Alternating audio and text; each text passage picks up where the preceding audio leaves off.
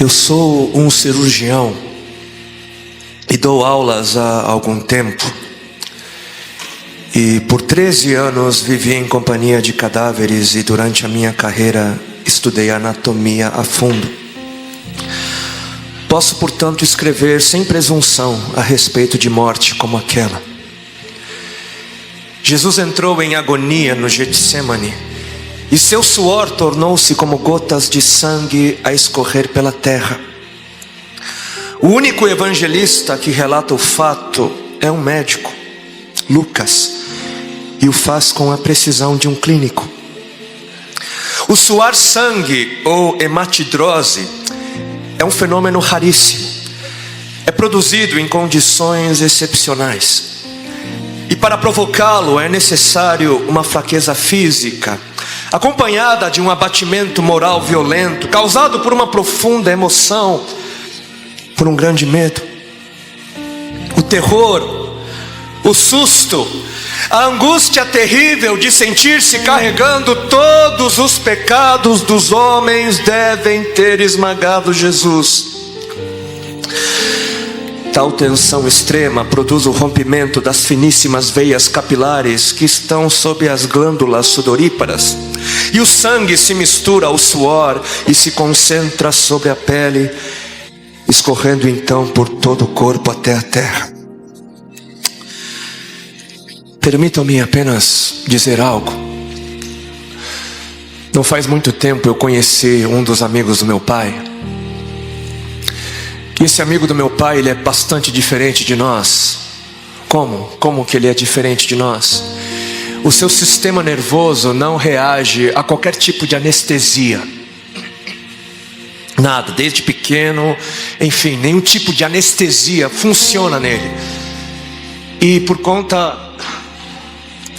de um tumor que foi descoberto, ele teve que viajar aos Estados Unidos para se submeter a uma cirurgia.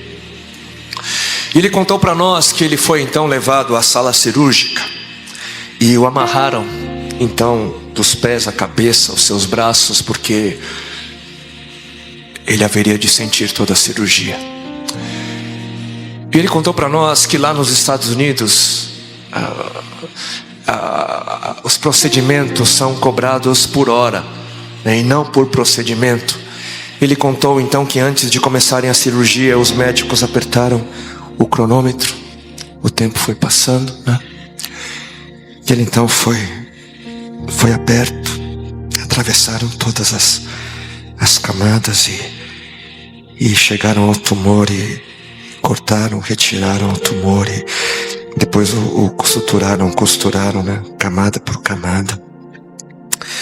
E ele contou para nós que quando a cirurgia terminou, os médicos apertaram aquele cronômetro e 7 horas e 40 minutos haviam se passado. Ele passou praticamente 8 horas naquela mesa cirúrgica, aberto, né, consciente, sentindo.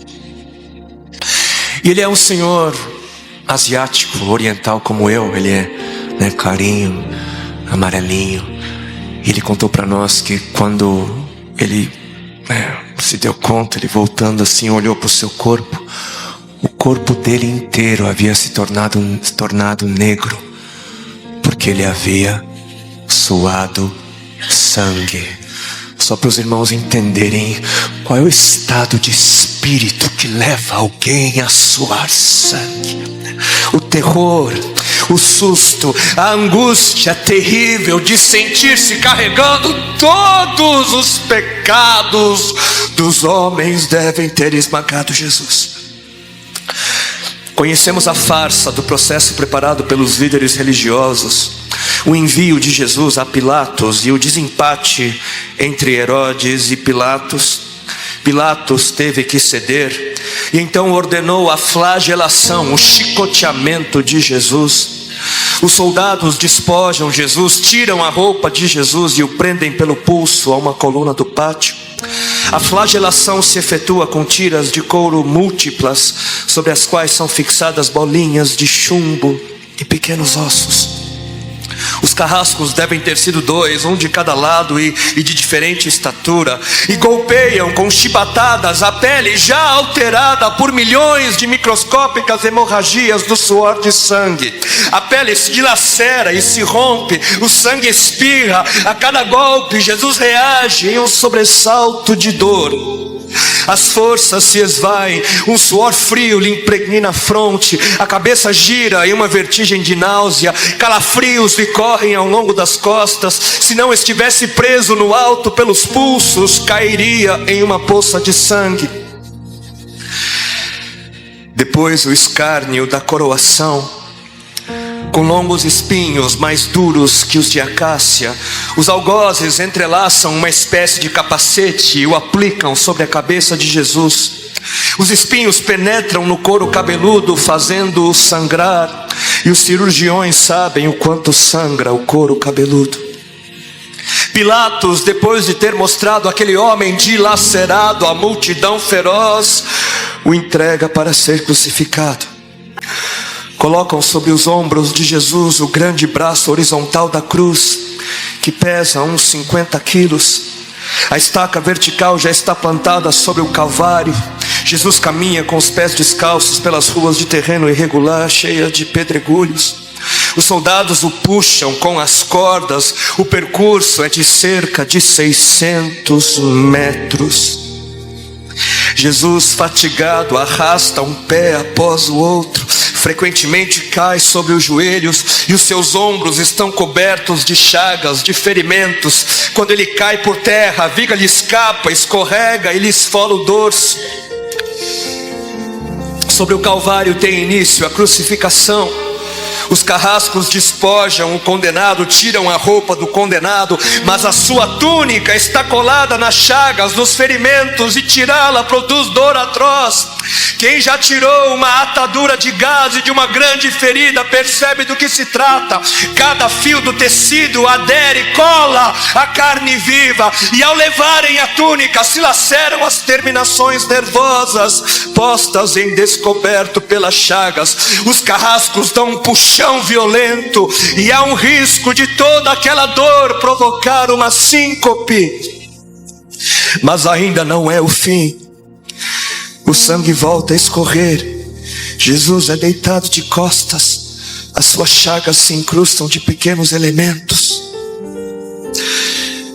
Depositam-no sobre o braço horizontal da cruz. Os algozes tomam as medidas. Com uma broca é feito um furo na madeira para facilitar a penetração dos pregos. Os carrascos pegam um longo prego pontudo e quadrado, apoiam-no sobre o pulso de Jesus e com um golpe certeiro de martelo o plantam e o rebatem sobre a madeira. Jesus deve ter contraído o rosto assustadoramente. O nervo mediano foi lesado. Pode-se imaginar aquilo que Jesus deve ter provado: uma dor lancinante, agudíssima, que se difundiu pelos dedos e espalhou-se pelos ombros, atingindo o cérebro. A dor mais insuportável que um homem pode provar, ou seja, aquela produzida pela lesão dos grandes troncos nervosos, que provoca uma síncope e faz perder a consciência. Mas em Jesus não. O nervo é destruído só em parte, e a lesão do tronco nervoso permanece em contato com o prego. E quando o corpo for suspenso na cruz, o nervo se esticará fortemente como uma corda de violino esticada, e a cada solavanco, a cada movimento, vibrará, despertando dores dilacerantes. Elevam a Jesus. Os ombros da vítima esfregam dolorosamente sobre a madeira áspera. As pontas cortantes da grande coroa de espinhos penetram o crânio. A cabeça de Jesus inclina-se para a frente, uma vez que o diâmetro da coroa o impede de apoiar-se na madeira. Cada vez que o mártir levanta a cabeça, recomeçam pontadas agudas de dor. Pregam-lhe os pés Ao meio-dia, Jesus tem sede. Não bebeu desde a tarde anterior e estava desidratado pela perda de tanto sangue. Seu corpo é uma máscara de sangue. A boca está semi-aberta e o lábio inferior começa a pender. A garganta seca lhe queima, mas ele não pode engolir, tem sede. Um soldado lhe estende sobre a ponta de uma vara uma esponja com bebida ácida de uso entre os militares. Tudo aquilo é uma tortura atroz. De repente, um estranho fenômeno se produz no corpo de Jesus. Os músculos dos braços se enrijecem em uma contração que vai se acentuando, os bíceps esticados e levantados, os dedos se curvando. É como acontece a alguém ferido de tétano, a isto que os médicos chamam de tetania. Quando os sintomas se generalizam, os músculos do abdômen se enrijecem em ondas imóveis. Em seguida, os músculos entre as costelas, depois os do pescoço e finalmente os músculos respiratórios se enrijecem. A respiração se faz pouco a pouco mais curta. O ar entra, mas não consegue mais sair. Jesus respira com o ápice dos pulmões. Tem sede de ar como um asmático em plena crise. Seu rosto pálido pouco a pouco se torna vermelho, depois se transforma num violeta purpúreo. Jesus é envolvido pela asfixia. Seus pulmões cheios de ar não podem mais esvaziar-se. A fronte está impregnada de suor. Os olhos saem fora de órbita. Mas de repente algo acontece. Lentamente, com um esforço sobre-humano, Jesus toma um ponto de apoio sobre o prego dos pés. Ele esforça-se a pequenos golpes, se eleva, aliviando a tração dos braços. Os músculos do tórax se distendem, a respiração torna-se mais ampla e profunda, os pulmões se esvaziam e o rosto recupera a palidez inicial. Mas por quê? Por que este esforço? Por quê? Porque Jesus quer bradar: Pai, perdoa-lhes porque não sabem o que fazem. E logo em seguida o corpo de Jesus começa a afrouxar-se de novo e a asfixia recomeça. Foram transmitidas 7 frases pronunciadas por ele na cruz, e cada vez que quer falar ele deverá elevar-se, tendo como apoio o prego dos pés. Inimaginável. Atraídas pelo sangue que ainda escorre e pelo coagulado, enxames de moscas unem ao redor do seu corpo, mas ele não pode enxotá-las.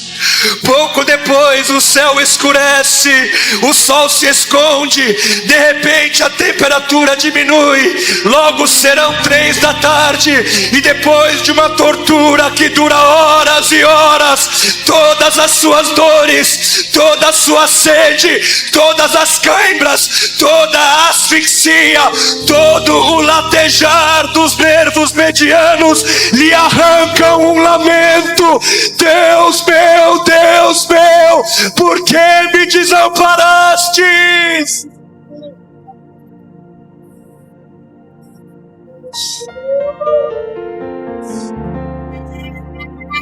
Jesus grita: está consumado.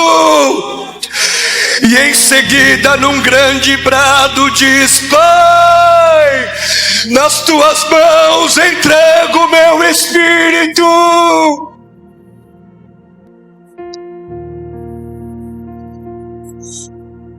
E morreu no meu lugar e no seu. Por que Jesus morreu na cruz? Por quê? Jesus morreu na cruz para que todo sofrimento pudesse ter fim.